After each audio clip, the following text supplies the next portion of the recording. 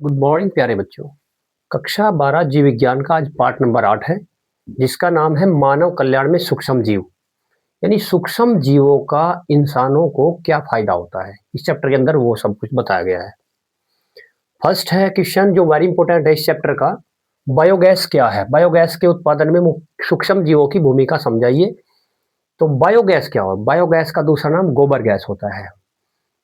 ये जो पशु के मलमूत्र और या फिर जो कचरा होता है, घर के अंदर से निकलता है, जो जैविक कचरा होता है, फल सब्जी का कचरा या फिर पशु पक्षी के पशुओं के मलमूत्र का जो कचरा है, उस सब को सड़ा गलाकर जो गैस पैदा की जाती है, जिसके अंदर मुख्य रूप से मेथेन पाई जाती है।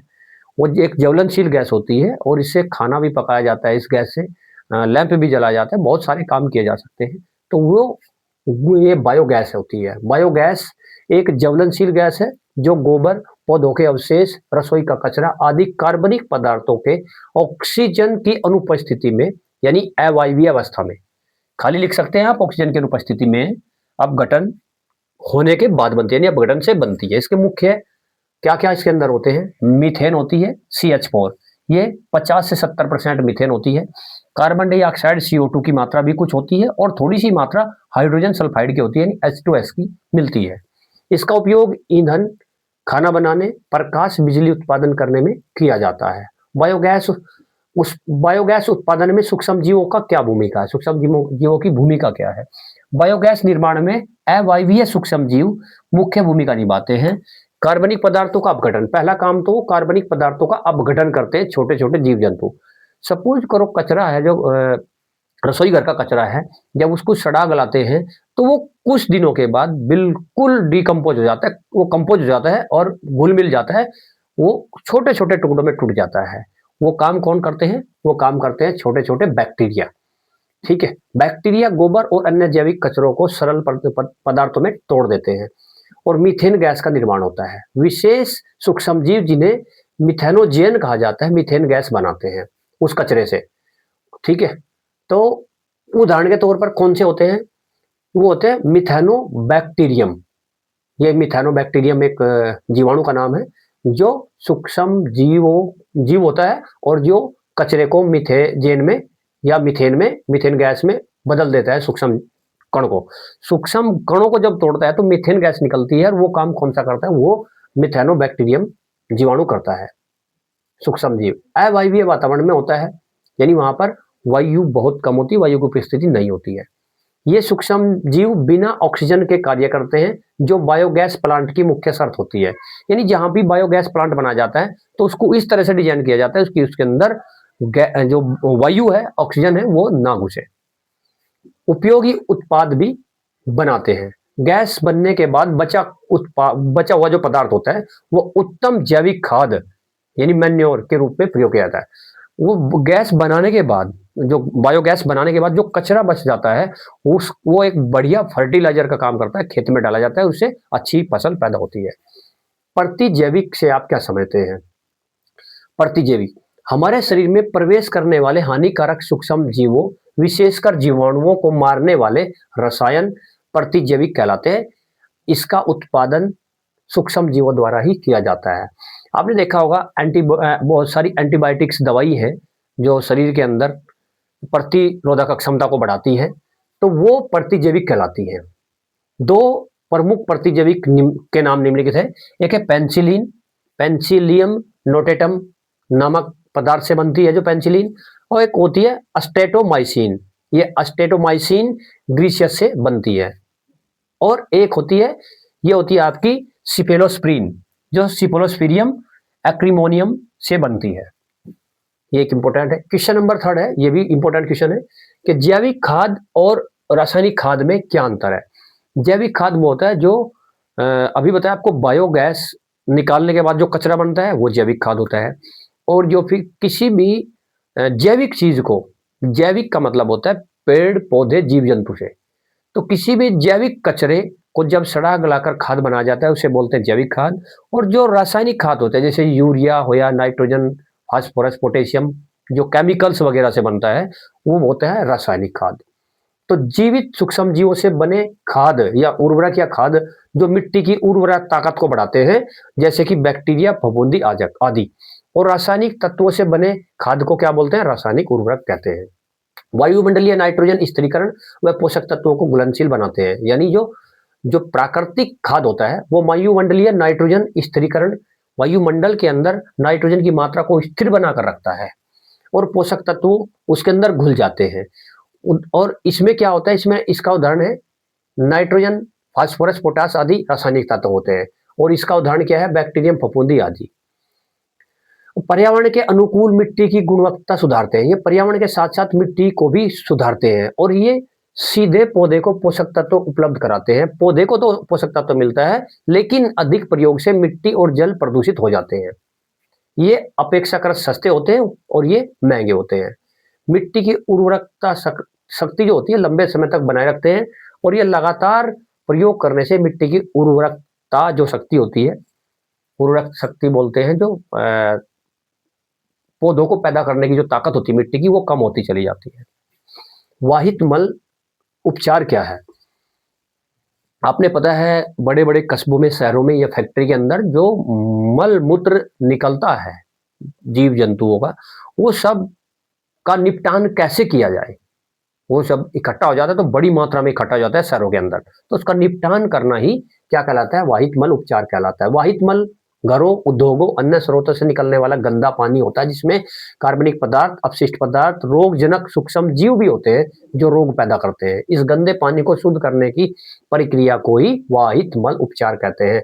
वाहित मल उपचार के मुख्य चरण कौन से हैं? पहला चरण है, यह पहला होता है प्राथमिक चरण।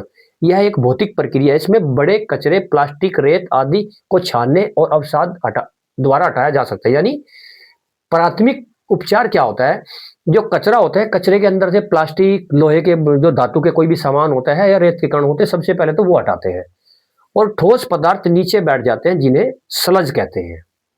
द्वितीयक उपचार में यह एक जैविक प्रक्रिया है। इसमें सूक्ष्म जीव, बैक्टीरिया, फफूंद कार्बनिक पदार्थों का अपघटन करते हैं और एरेशन टैंक में हवा दी जाती है जिससे सूक्ष्म जीव सक्रिय होकर अपशिष्ट को साफ करते हैं, अपशिष्ट पदार्थ को साफ करते हैं। एरेशन टैंक में, एक टैंक का नाम है जिसके अंदर द्वितीयक उपचार होता है।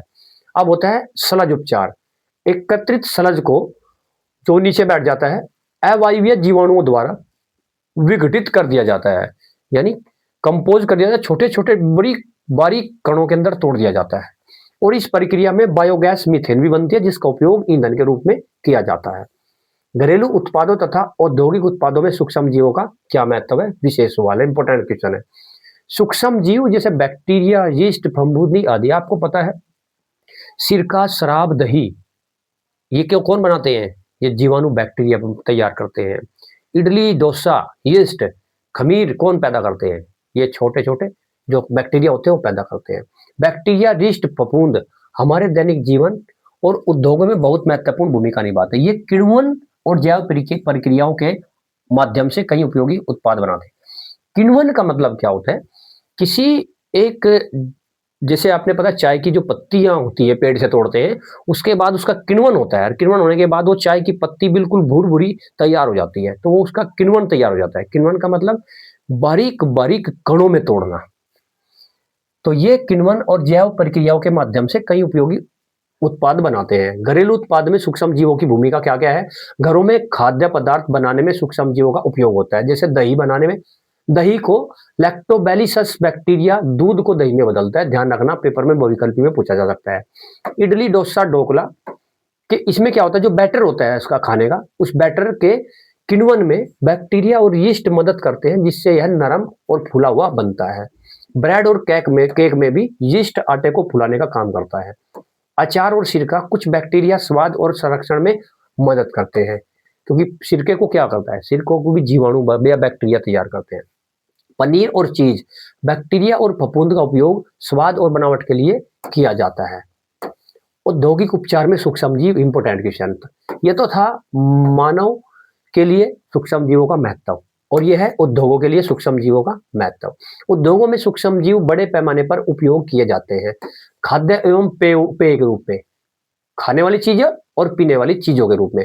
अल्कोहल उत्पादन यीस्ट द्वारा होता है, शराब, बियर और वाइन ये सब किसके द्वारा होते हैं? ये यीस्ट के द्वारा होते हैं, छोटे छोटे जीवाणु बैक्टीरिया के द्वारा। सिरका बैक्टीरिया से तैयार किया जाता है। दही, चीज, मक्खन बड़े पैमाने पर फैक्ट्रियों में इससे तैयार किए जाते हैं। औषधि उपयोग, एंटीबायोटिक जैसे पेनिसिलिन, फफूंद, टीके और इंसुलिन का उत्पादन, विटामिन और हार्मोन बनाना, ये सब औषधियां भी छोटे छोटे बैक्टीरिया से तैयार किए जाते हैं। जैव रसायन उद्योग, जैविक अमल यानी साइट्रिक अमल, लैक्टिक अमल, सेट्रिक एसिड और लैक्टिक एसिड, एंजाइम, कपड़ा डिटर्जेंट, खाद्य उद्योग में उपयोग किए जाते हैं। ये एंजाइम कौन कौन से एंजाइम? कपड़ा उद्योग, डिटर्जेंट, खाद्य उद्योग के अंदर भी एंजाइम का प्रयोग होता है। और सिट्रिक एसिड और लैक्टिक एसिड ये भी किससे? बैक्टीरिया से पैदा होते हैं, जो जैविक अम्ल है। पर्यावरण और ऊर्जा के रूप में बायोगैस उत्पादन, मीथेन बनाने वाले बैक्टीरिया। बायोगैस का उत्पादन, बायोगैस जब पैदा होती है तो मीथेन उसके अंदर से निकलती है, वो भी बैक्टीरिया करता है काम। सीवेज यानी जो गंदी नालियां होती हैं उसके अंदर जो गंदा पानी है उसको साफ करते हैं, ठीक है, बैक्टीरिया। जैव उर्वरक यानी नाइट्रोजन स्थिरीकरण करने वाले बैक्टीरिया, जो नाइट्रोजन को, आपको पता है जो जितनी भी दलहन फसलें होती हैं, जैसे दाल होती है, उड़द की दाल, मूंग मसरी की दाल, तो उनकी जड़ों के अंदर छोटी छोटी जड़ों में गांठें पाई जाती हैं, जिसके अंदर भरपूर नाइट्रोजन होता है और मिट्टी की नाइट्रोजन ताकत को बढ़ाकर रखता है। नाइट्रोजन वो पोषक तत्व है जो पेड़ पौधों को वृद्धि देता है और तेज गति से वृद्धि करते हैं। सूक्ष्म जीवों का उपयोग जैव उर्वरक के रूप में तथा पीड़कनाशियों के रूप में लिखिए, ये भी इंपॉर्टेंट क्वेश्चन है। जैव उर्वरक, सूक्ष्म जीवों का उपयोग जैव उर्वरक और जैव पीड़कनाशियों के रूप में किया जाता है। इससे मिट्टी की उर्वरकता बढ़ती है, फसलों की रक्षा होती है और रासायनिक पदार्थों का उपयोग कम होता है। जी देखो, जैव उर्वरक तो होता है जब जीव जंतु या वनस्पति के अवशेष मिट्टी में मिलकर छोटे छोटे जीव जंतु उनको छोटे छोटे कणों में तोड़ते हैं तो वो उर्वरक का रूप बन जाते हैं। यानी वो जो पत्ते होते हैं उसके, घास फूस के या किसी भी चीज के, पशुओं के मल के, तो वो जो छोटे छोटे कणों में टूटते हैं उसे बैक्टीरिया तोड़ते हैं तो उसका खाद बनता है। ये तो होता है जैव उर्वरक। और पीड़कनाशिया क्या होती है? पीड़कनाशिया होती है कि कई बार फसलों के अंदर कोई बीमारी आ जाती है और फसलों के अंदर ही ऑटोमेटिकली अपने आप ही कुछ बैक्टीरिया जीवाणु पैदा हो जाते हैं जो उस बीमारी को स्वतः ही अपने आप ही नष्ट कर देते हैं, तो उसको क्या बोलते हैं? पीड़कनाशिया। तो इससे मिट्टी की उर्वरकता शक्ति बढ़ती है और फसलों की रक्षा भी होती है। रासायनिक पदार्थों का उपयोग कम होता है।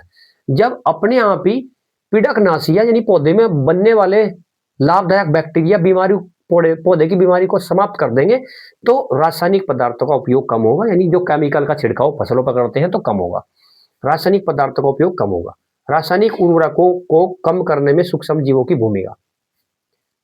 जैविक उर्वरकता, नाइट्रोजन स्थिरीकरण, यानी जब दाल वगैरह की फसलें लगाएंगे और पौधों की जड़ों में नाइट्रोजन होगा तो नाइट्रोजन का जो केमिकल वाला नाइट्रोजन है उसका प्रयोग कम करेंगे।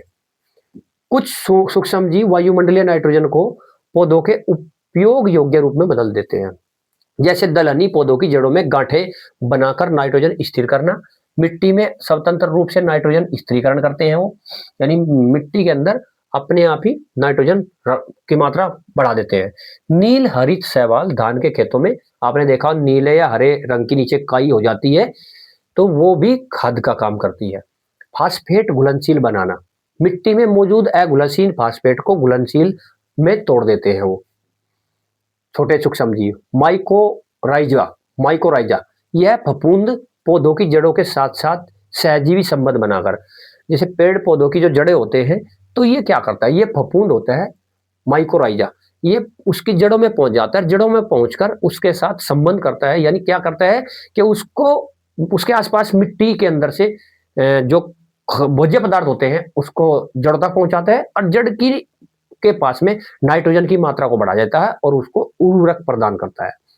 जड़ों के साथ सहजीवी संबंध बनाकर पानी और खनिज विशेषकर फास्फोरस के अवशोषण में मदद करता है, जड़ों तक पहुंचाता है।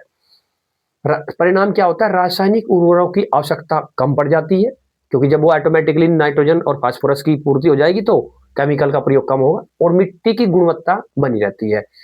रासायनिक पीड़कनाशियों को कम करने में सूक्ष्म जीवों की भूमिका। जैव पीड़कनाशी, जैव कुछ सूक्ष्म जीव हानिकारक कीटों और रोग जनकों को नियंत्रण करते हैं। जैसे आपको बताया था, कीटों के लार्वों को मार देते हैं कुछ छोटे छोटे जीव जंतु। फफूंदी जनित पौधे रोगों को नियंत्रित करते हैं, पौधों को रोगों से बचाते हैं और विशेषकर कीटों को नष्ट करते हैं। परिणाम क्या निकलता है? रासायनिक कीटनाशकों का उपयोग कम होता है और पर्यावरण सुरक्षित होता है। यानी पीड़कनाशी आपको बताया था, जैव पीड़कनाशी वो होते हैं जब किसी जीव जंतु के अंदर बीमारी को वो अपने आप ही कुछ ऐसे बैक्टीरिया पैदा हो जाते हैं सूक्ष्म जीव, उस बीमारी पौधे की बीमारी को अपने आप ही समाप्त कर देते हैं। यानी केमिकल का छिड़काव नहीं करना पड़ता है। दूध से दही बनाने वाले और सिरका उत्पादन करने में प्रयुक्त जीवाणुओं बैक्टीरियाओं के नाम बताइए। दूध से दही बनाने वाले बैक्टीरिया का नाम है लैक्टोबैलिसिस और सिरका पैदा करने वाले जीवाणु बैक्टीरिया का नाम है एसिटोबैक्टर एसिटाई। नाइट्रोजन स्थिरीकरण के लिए उत्तरदायी दो सूक्ष्म जीवों यानी साइनोबैक्टीरिया के नाम लिखिए। वेरी इंपॉर्टेंट क्वेश्चन है। पहला है नाइट्रोजन को स्थिरीकरण जो करके रखते हैं जमीन के अंदर, वो दो सूक्ष्म जीव, एक तो है राइजोबियम जो दलहनी फसलों की जड़ में पाया जाता है गांठ के रूप में, एक होता है एजेटोबैक्टर। तो नाइट्रोजन स्थिरीकरण के लिए उत्तरदायी दो साइनोबैक्टीरिया के नाम भी निम्नलिखित हैं जो नाइट्रोजन स्थिरीकरण के लिए उत्तरदायी हैं। ये नाइट्रोजन स्थिरीकरण करने वाले हैं और ये नाइट्रोजन स्थिरीकरण के उत्तरदायी हैं। ये है नोस्टॉक और एनाबीना। किण्वन से क्या समझते हैं? आपको बताया था, छोटे छोटे कणों में तोड़ना किसी भी पदार्थ को, जैविक पदार्थ को क्या कहलाता है? किण्वन। जैविक पदार्थ जीव जंतुओं से संबंधित पदार्थ। किण्वन एक जैव प्रक्रिया है जिसमें सूक्ष्म जीव जैसे यीस्ट और बैक्टीरिया ऑक्सीजन की अनुपस्थिति में शर्करा ग्लूकोज यानी शर्करा को तोड़कर अल्कोहल अम्ल या गैस बनाते हैं और ऊर्जा उत्पन्न करते हैं। उदाहरण यीस्ट, ग्लूकोज, एथिल अल्कोहल और कार्बन डाइऑक्साइड। ठीक है, जब यीस्ट होता है क्या करता है भला? जब किण्वन करता है यीस्ट तो ग्लूकोज निकलता है, एथिल अल्कोहल और carbon dioxide. Bread, beer, wine बनाने में उपयोग किया जाता है इनका। और लैक्टोबैलिसिस बैक्टीरिया दूध की शर्करा को लैक्टिक अम्ल में बदलकर दही बनाता है। उपयोग दही, ब्रेड, इडली, डोसा बनाने में, शराब, सिरका बनाने में, खाद्य पदार्थों के संरक्षण और स्वाद बढ़ाने में भी प्रयोग किए जाते हैं, जैसे सिरका वगैरह बनाया जाता है। जीवाणु कोशिका में किस प्रकार का केंद्रक होता है? केंद्रक है यहाँ पर।